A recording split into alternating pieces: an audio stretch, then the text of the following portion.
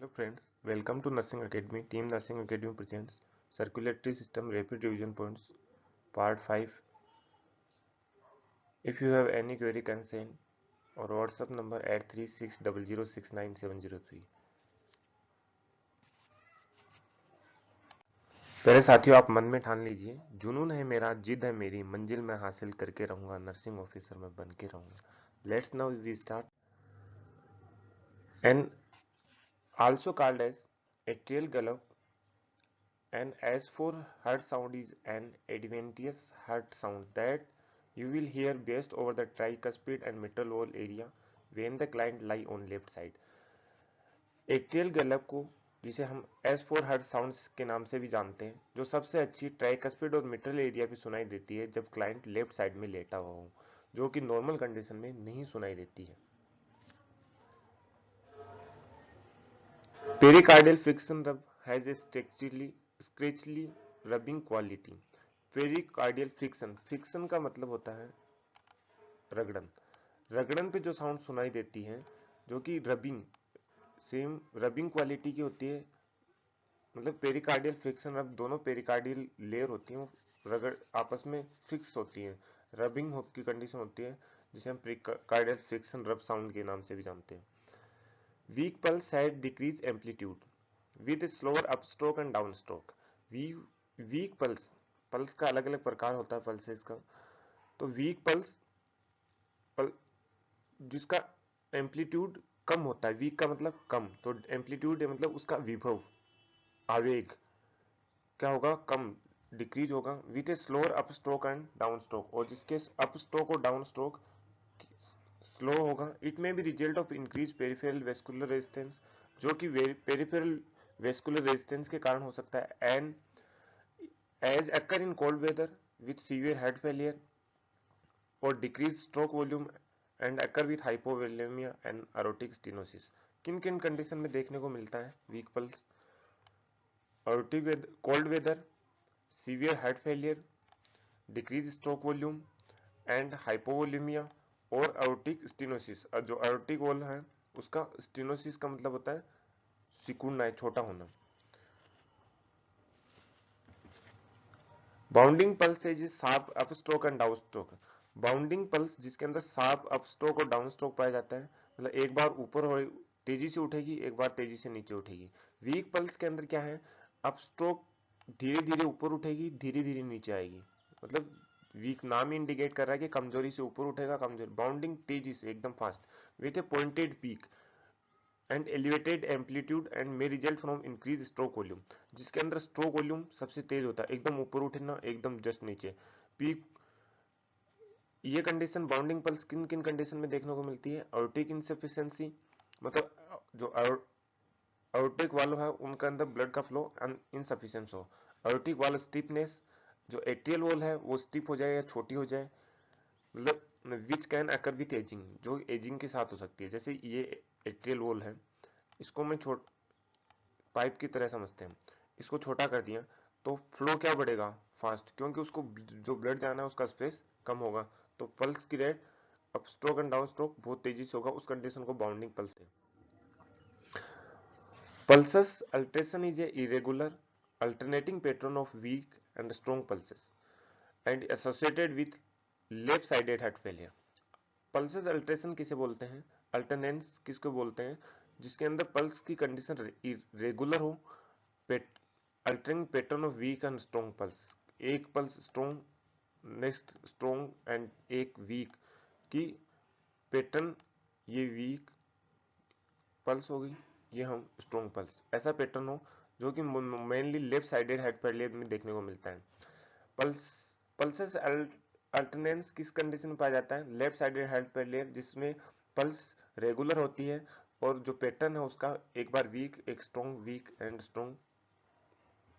Next है pulsus bigeminus is a similar to, इसको bigeminus भी बोलते हैं या बाइजेनिमस, अलग अलग प्रोनाउंसिएशन होता है. Pulsus bigeminus is a similar to pulsus alternans. Pulsus alternans के समान ही है, बट इसमें क्या डिफरेंस है, ये इरेगुलर होता है. बाइजेमिनस इरेगुलर इंटरवल्स के हिसाब से होता है, मतलब उसके अंदर तो रेगुलर वीक चलता रहेगा, मतलब सब पूरी पल्स रेट बराबर हो, इसमें इरेगुलर कंडीशन होगी, उसको हम पल्सेस बाइजेमिनस के नाम से जानते हैं।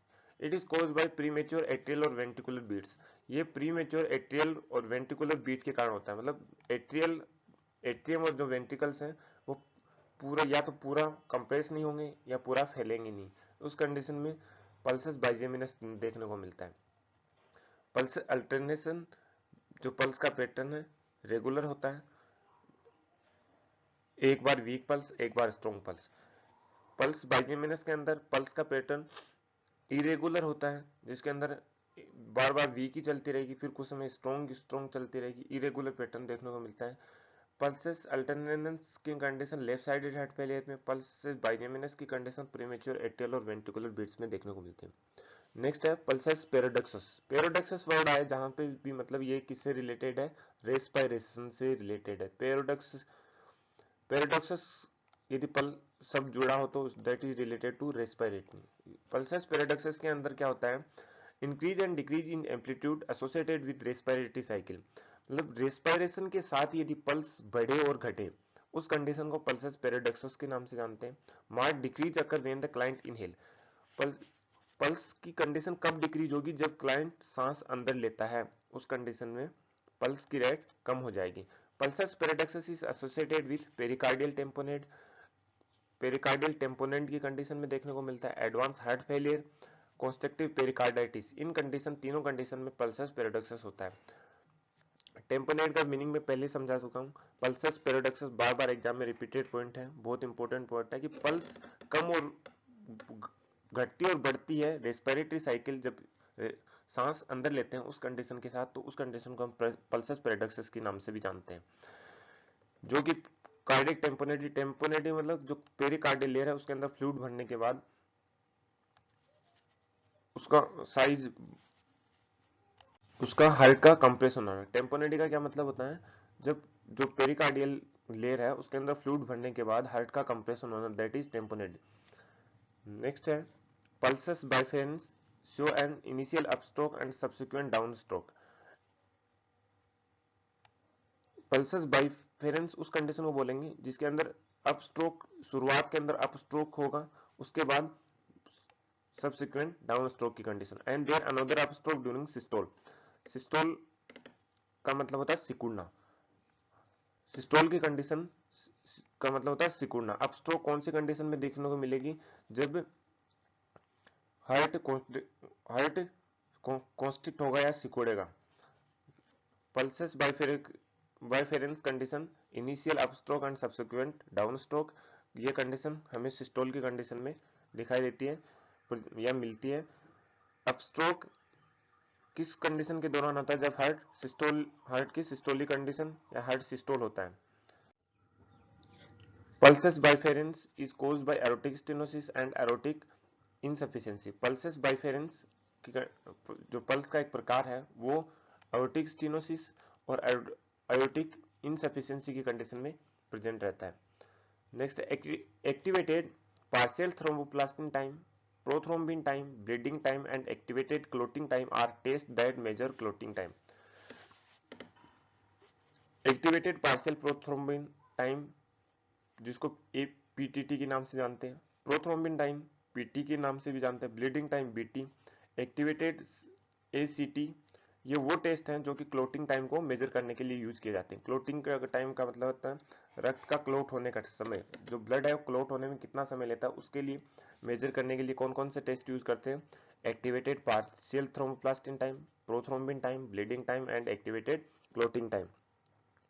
जो टेस्ट ब्लीडिंग टाइम मेजर करेगा वो क्लोटिंग टाइम मेजर नहीं करता, जो टेस्ट क्लोटिंग टाइम मेजर करता है वो ब्लीडिंग टाइम मेजर कर सकता है। Increase initial international normalise ratio INR, INR का फुल फॉर्म क्या है, इंटरनेशनल नॉर्मलाइज रेशियो। वैल्यू में indicate diminished intravascular coagulation DIC, disseminated intravascular coagulation, disseminated intravascular coagulation DIC, cirrhosis, hepatitis, vitamin K deficiency, salicylate, aspirin salicylate, intoxication मतलब aspirin का toxication या ज्यादा मात्रा में इकोस्प्रिन या एस्प्रिन लेना, अनकंट्रोल ओरल एंटीकोएगुलेशन, बहुत ज्यादा मात्रा में ओरल एंटीकोएगुलेशन, जो ब्लड का थक्का रोकते हैं। उसके कंडीशन में यदि INR का रेशियो बढ़ा हुआ है तो वो कौन कौन सी कंडीशन इंडिकेटेड करेगा, या फिर किन किन कंडीशन में INR इंटरनेशनल नॉर्मलाइजेशन रेशियो बढ़ा हो सकता है। डिसिमिनेटेड इंट्रावेस्कुलर कोगुलेशन में, DIC मतलब जिसके कंडीशन में ब्लड पतला हो जाए, उस उन डिजीज में, उन डिसऑर्डर में INR का रेशियो हमें देखने को बढ़ा हुआ मिलेगा।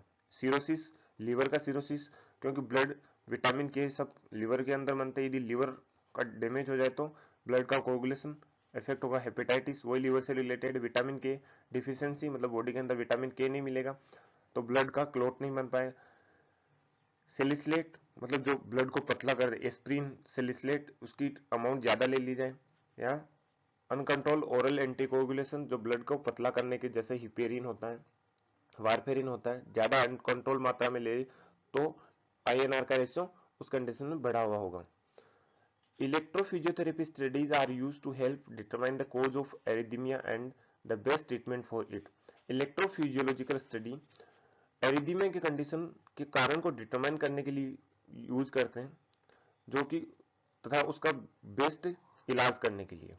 एरिथमिया की कंडीशन के अंदर कौन सी स्टडी यूज की जाती है, इलेक्ट्रोफिजियोलॉजिकल स्टडी यूज करते हैं, मतलब जो हार्ट रेट का है उसका इलेक्ट्रिकल और फिजियोलॉजिकल स्टडी करते हैं, जो कि एरिथमिया का क्या कारण है उसका बेस्ट डिटरमाइन, उसका कारण ढूंढने के लिए और उसका बेस्ट ट्रीटमेंट के लिए यूज किया जाता है। नेक्स्ट है in trans oesophageal echocardiography, ultrasonography is combined with endoscopy to provide a better view of the heart structure.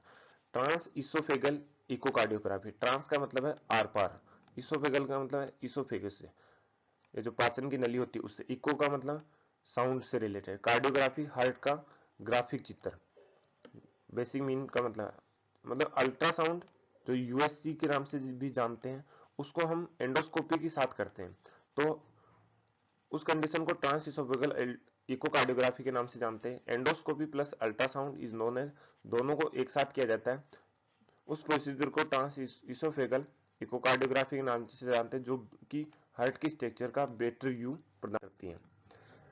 Trans oesophageal echocardiography use to evaluate, किस किस कंडीशन में यूज करते हैं ट्रांस इसोफेगल इकोकार्डियोग्राफी का, वाल्वर डिजीज और repair, but is also used to diagnose thoracic and aortic disorder, endocarditis, congenital heart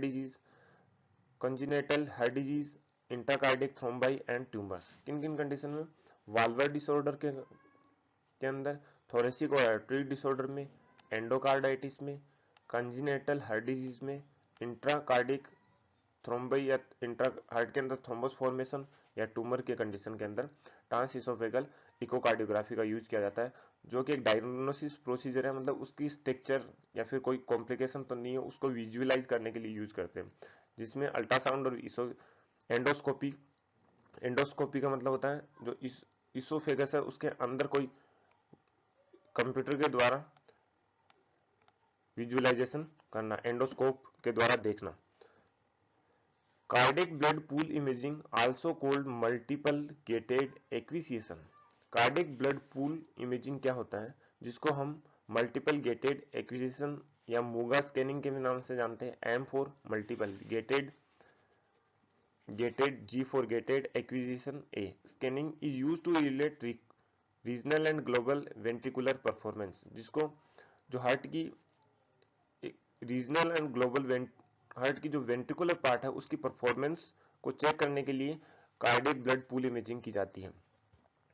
ventricular performance को देखने के लिए कौन सा टेक्निक यूज लेते हैं, कार्डियक ब्लड पूल इमेजिंग, जिसको मल्टीपल गेटेड एक्विजिशन या मूगा स्कैनिंग के नाम से जानते हैं।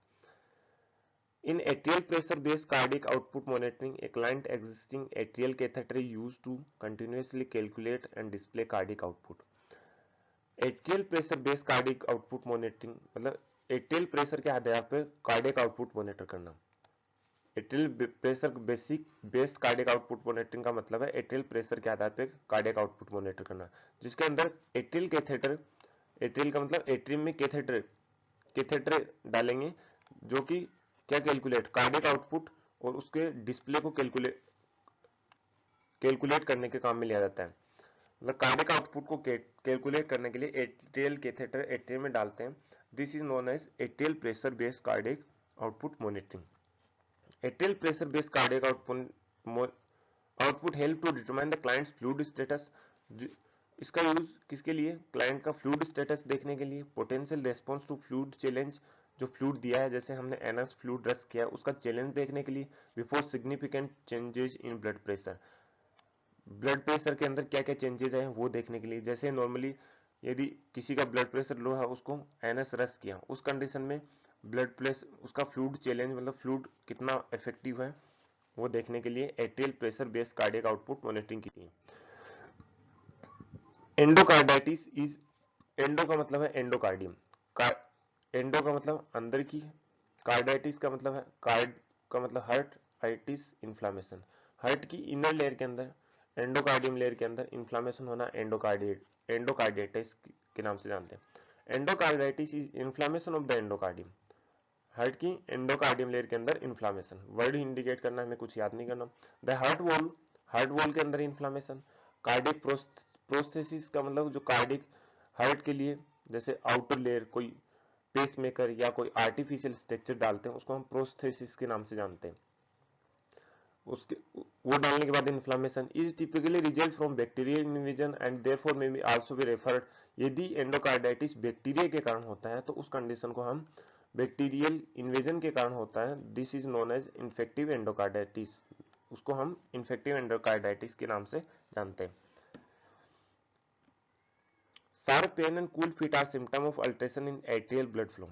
यदि किस शार्प पेन, तेज दर्द हो रहा है और फिर टांगे ठंडी हैं, तो वो एट्रियल ब्लड फ्लो के अंदर चेंजेस को दर्शाती हैं।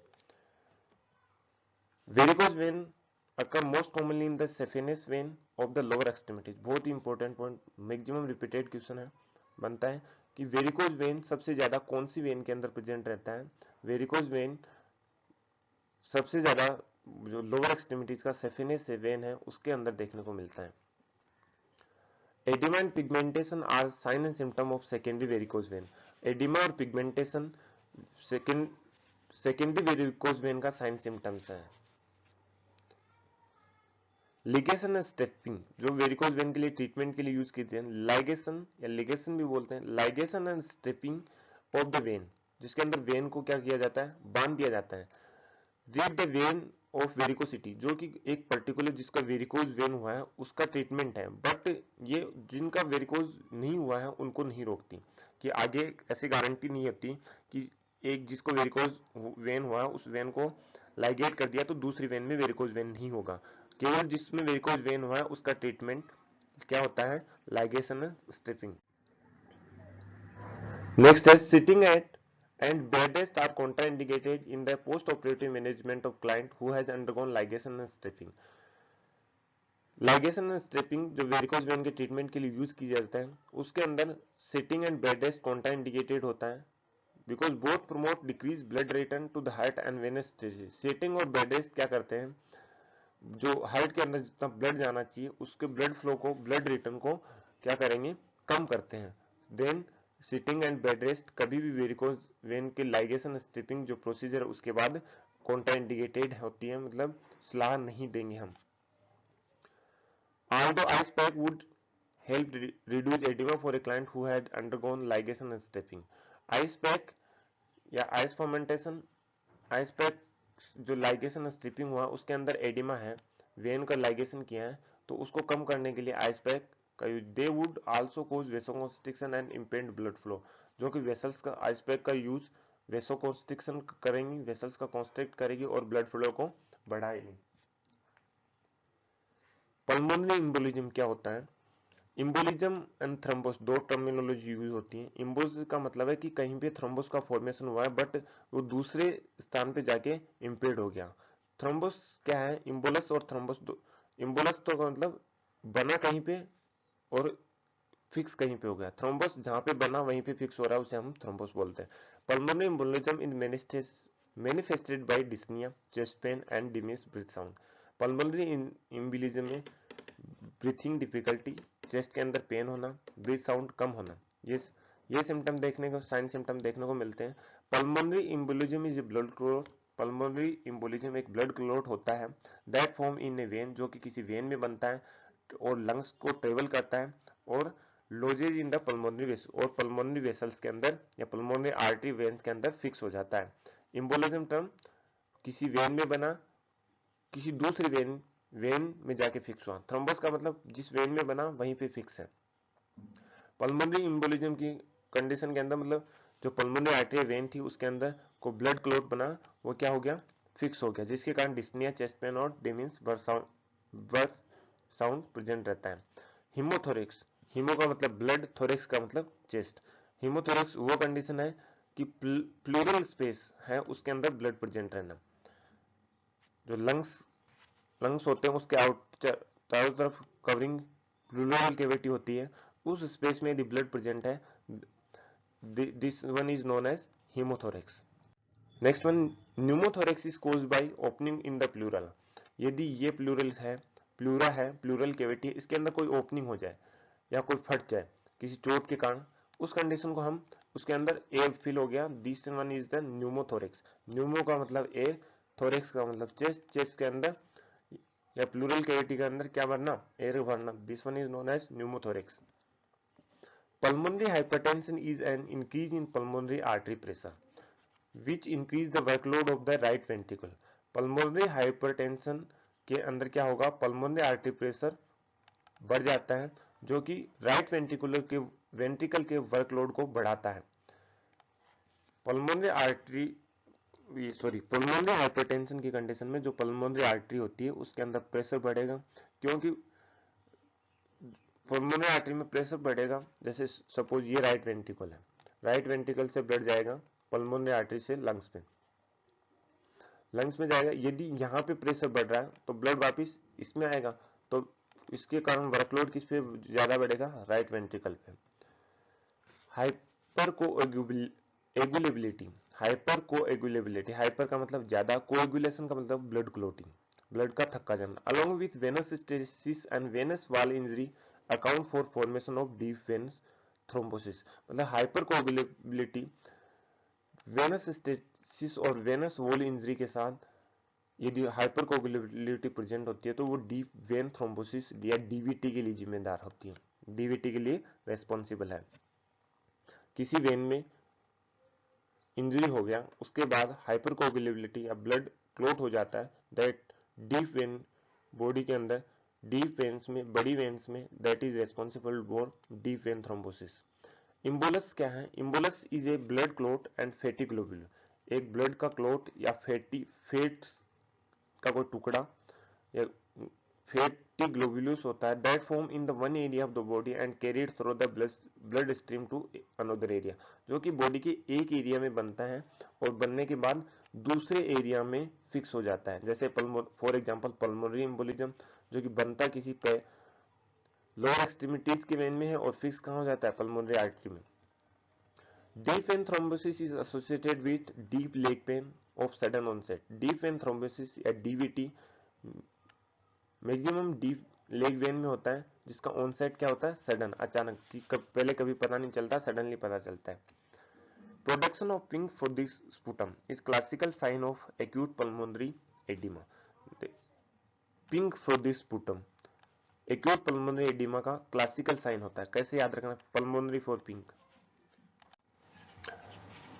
एक्यूट पल्मोनरी एडिमा का क्लासिकल साइन है पिंक फ्लोइड स्पुटम। फ्लोइड का मतलब होता है झागदार, पिंक कलर का पिंक फ्लोइड स्पुटम प्रेजेंट है, that is classical sign of pulmonary oedema. P याद रख लें।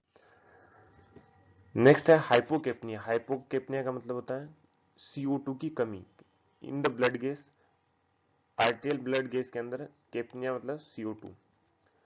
Abnormality that is initially most suggestive of pulmonary oedema. Hypocapnia की कंडीशन यदि ABG के अंदर जिसको आर्टियल ब्लड गैस का होता है तो वो पल्मोनरी एडिमा की मोस्ट सजेस्टिव पल्मोनरी एडिमा को सजेस्ट करता है। In an attempt to compensate for increased workload of breathing due to hyperventilation, carbon dioxide decreases causing hypocapnia. Hypocapnia होता क्यों है?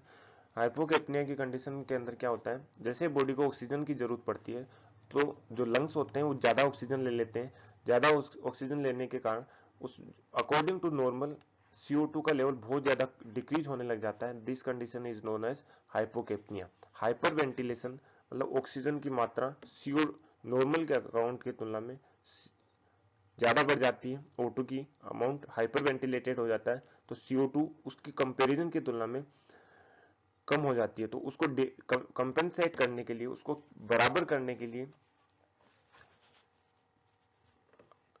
ब्रीदिंग कैपेसिटी बढ़ती है, then develop hypocapnia. Left ventricle is responsible for majority of forces for cardiac output. Cardiac output के लिए left ventricle सबसे ज्यादा जिम्मेदार होता है। If the left ventricle is damage the output decrease and fluid accumulate the interstitial and alveolar space causing pulmonary oedema. यदि left ventricle के अंदर कोई डैमेज हो जाए तो आउटपुट, कार्डियक आउटपुट कम होगा, जो बॉडी का फ्लूइड है वो इंटरस्टिशियल और एल्वेलर स्पेस में जमा हो जाएगा, जिसके कारण जो लंग्स है उनमें या जो पल्मोनरी स्ट्रक्चर्स हैं उनमें एडिमा या सूजन की कंडीशन डेवलप होगी। Damage to the left atrium would contribute to the heart failure but would not affect cardiac output. यदि लेफ्ट एट्रियम में डैमेज होता है तो हार्ट फेलियर में कंट्रीब्यूट तो करता है बट कार्डियक आउटपुट पे कोई इफेक्ट नहीं पड़ता और नहीं ही उसमें पल्मोनरी एडिमा होता है। If the right atrium and right ventricle were damaged, right-sided heart failure would result. यदि right atrium और right ventricle के अंदर डैमेज होता है तो राइट साइड का हार्ट फेलियर होता है, राइट साइड का हार्ट काम नहीं करेगा। Pulmonary oedema is a life threatening complication of heart failure. Life threatening complication of heart failure, heart failure का लाइफ थ्रेटनिंग कॉम्प्लिकेशन क्या है? Pulmonary oedema. Pulmonary oedema can develop in minute secondary to sudden fluid shift from the pulmonary vasculature in the interstitial and alveolar of the lung। Pulmonary oedema के अंदर क्या होता है, जो भी फ्लूइड है, हार्ट काम नहीं करेगा तो फ्लूइड सर्कुलेटरी सिस्टम में सर्कुलेट नहीं होगा, जो पल्मोनरी जो एरिया है उसके अंदर उसके इंटेस्टियम और एल्वेलाई के अंदर फिल हो जाता है, जिसके कारण जो पल्मोनरी एरिया है उसमें एडिमा डेवलप होता है। The volume of blood in the ventricle at the end of diastole determine preload। And of diastole के बाद, जो डायस्टोल का मतलब होता है फैलना या रिलैक्सेशन, डायस्टोल मीन्स डालना, फैलेगा कब? जब डालेंगे जब फैलेगा। तो डायस्टोल का मतलब है जब वेंट्रिकल के अंदर ब्लड का वॉल्यूम बढ़ता है एंड ऑफ डायस्टोल के टाइम, दिस वन इज जो वो प्रीलोड को निर्धारित करेगा। मतलब प्रीलोड क्या है? ब्लड का वो वॉल्यूम, जो वेंट्रिकल के अंदर ब्लड का वो वॉल्यूम जो कि एंड ऑफ डायस्टोल के टाइम होता है, this one is known as preload. Cardiac index is the individualised measurement of cardiac output. Cardiac index cardiac output का इंडिविजुअलाइज्ड मेजरमेंट है based on the client's body surface area, जो कि client के body surface area के आधार पर cardiac output को measurement करना कार्डियक इंडेक्स कहलाता है। Cardiac output is the amount of blood the heart expel पर मिनट। एक मिनट के अंदर जो हार्ट जितना अमाउंट का ब्लड फ्लो करता है उसे हम कार्डियक आउटपुट के नाम से जानते हैं। Tachycardia, finger clubbing and loud S two suggest transposition of the great arteries, a cyanotic congenital heart defect। क्या साइनोटिक कंजेनिटल हार्ट डिफेक्ट में क्या क्या देखने को मिलेगा? या T transposition of great arteries, ये चाइल्ड का डिसऑर्डर है जिसके अंदर टेकिकार्डिया, फिंगर का कबिंग या फिंगर का साइनोसिस हो जाएगा, और जो S2 हार्ट साउंड है वो लाउड सुनाई देगी। Dyspnoea cough and palpitation occur with mitral insufficiency. Mitral insufficiency के अंदर डिस्निया कफ एंड पाल्पिटेशन देखने को मिलता है। Dyspnoea fatigue and syncope is indicate aortic insufficiency। Dyspnoea, fatigue और सिनकोप aortic insufficiency को इंडिकेट करते हैं। In a client with atrial fibrillation, warfarin reaches therapeutic level when the international normalized ratio is 2:3। यदि कोई क्लाइंट है जिसको atrial fibrillation है, उसको वारफेरिन प्रिस्क्राइब किया गया है। यदि वारफेरिन चल रहा है उसके अंदर, यदि वारफेरिन का उसका लेवल चेक करने के लिए कि वो उसका इफेक्ट ठीक है या नहीं है, तो उसके लिए INR टेस्ट करते हैं, इंटरनेशनल नॉर्मलाइज रेशियो, उसका नॉर्मल यदि 2 से 3 के बीच में है, that means warfarin is on the therapeutic level. With atrial tachycardia the rhythm is irregular. Atrial tachycardia में क्या होता है, रिदम रेगुलर रहती है। P wave is hidden in the proceeding T wave, P wave absent रहती है। और heart rate 142 250 beats पर मिनट के बीच में होती है। एट्रियल टेकिकार्डिया वो कंडीशन है जिसके अंदर रिदम रेगुलर होगा, पी वेव हिडन होगी, टी वेव प्रोसीडिंग प्रेजेंट रहेगी एंड रेट्स कितनी 140 से 250 बीट्स पर मिनट के बीच में रहती है। A ventricular rate that varies with the degree of atrioventricular block along with sawtooth P waves characterize atrial flutter। atrial flutter की कंडीशन के अंदर वो कंडीशन है जिसमें एट्रियोवेंट्रिकुलर ब्लॉक हो जाता है और पी वेव का अपीयरेंस आरी के समान, साटूथ मीन्स आरी के समान देखने को मिलता है। पी वेव ऐसे ऐसे प्रेजेंट रहती है, जैसे आरी के दांते होते हैं उसके समान देखने को मिलता है। फ्लटर फ्लेट काटने के काम में सेम आरी की condition. Irregular ventricular response and absent P wave characterize atrial fibrillation. यदि ईसीजी के अंदर इरेगुलर वेंट्रिकुलर रेस्पॉन्स और पी वेव एब्सेंट है तो वो एट्रियल फिब्रिलेशन को शो करेगी। एट्रियल फ्लटर की condition sawtooth P wave present है। Regular and equal atrial ventricular rhythm and rate of 100 to 160 beats per minute characterize sinus tachycardia। Sinus tachycardia जिसके अंदर atrial और वेंट्रिकुलर रिदम इक्वल और regular है और rate क्या होगी 100 से 160 बीट्स पर minute. This condition is known as sinus tachycardia. Cardiac tamponade is associated with decrease cardiac output which is turn reduce blood pressure. Cardiac tamponade का मतलब जो कार्डियक टेम्पोनेडी की कंडीशन को जो डिजीज होती है उसके अंदर कार्डियक आउटपुट कम होता है एंड ब्लड प्रेशर रिड्यूस होता है। Shortness of breath, tachypnoea, low blood pressure, tachycardia, diffuse crackles and cough producing pink frothy sputum are late sign of pulmonary oedema. Pulmonary oedema का classical sign क्या होता है, pink and frothy sputum, उसके साथ साथ short breathness, tachypnoea, low blood pressure, tachycardia and crackle sound भी सुनाई देखने को मिलती है। बट हमें सबसे इंपॉर्टेंट याद रखना है कफ किस प्रकार का होता है, pink and frothy sputum, that is indicate pulmonary oedema. The murmur of aortic stenosis is low pitched rough and rasping sound. यदि murmur sound low pitch rough और रेस्पिंग है तो वो एरोटिक स्टेनोसिस को इंडिकेट करेगी। किसको, एरोटिक स्टेनोसिस, मतलब जो एओर्टा है या एरोटिक वॉल है उसके अंदर क्या हो गया, सिकुड़ा। स्टेनोसिस का मतलब सिकुड़ना। The murmur of aortic stenosis is heard loudest in the second intercostal space of the right of sternum. इसका एरोटिक स्टेनोसिस की कंडीशन में जो मर्मर साउंड सुनाई देगी उसका लोकेशन क्या होगा, सबसे तेज कहां पे सुनाई देगी, second intercostal space right side of the sternum, sternum के राइट साइड में। Atrial fibrillation occur when the irregular and rapid discharge from the multiple ectopic atrial foci that causing acquiring of the atria without atrial systole। atrial fibrillation की condition में हमें atrial fibrillation एक word याद रखना है, ectopic atrial foci। ये केवल atrial fibrillation में प्रेजेंट रहता है, बाकी किसी में प्रेजेंट नहीं रहता। ये वर्ड ढूंढना है। करेक्ट आंसर atrial fibrillation क्या होता है, irregular और rapid discharge multiple ectopic atrial focus, मतलब मल्टीपल इंपल्सेस डिस्चार्ज होंगे जो कि इरेगुलर होंगे, रैपिड होंगे और विदाउट एट्रियल सिस्टोल के बाद प्रेजेंट रहते हैं। तो इसमें एक वर्ड याद रखना है, ectopic atrial focus. Thank you for watching. प्यारे साथियों, सब्सक्राइब कीजिए, बेल आइकन प्रेस कीजिए ताकि नेक्स्ट वीडियो का नोटिफिकेशन आपको अपने यूट्यूब पे मिल सके।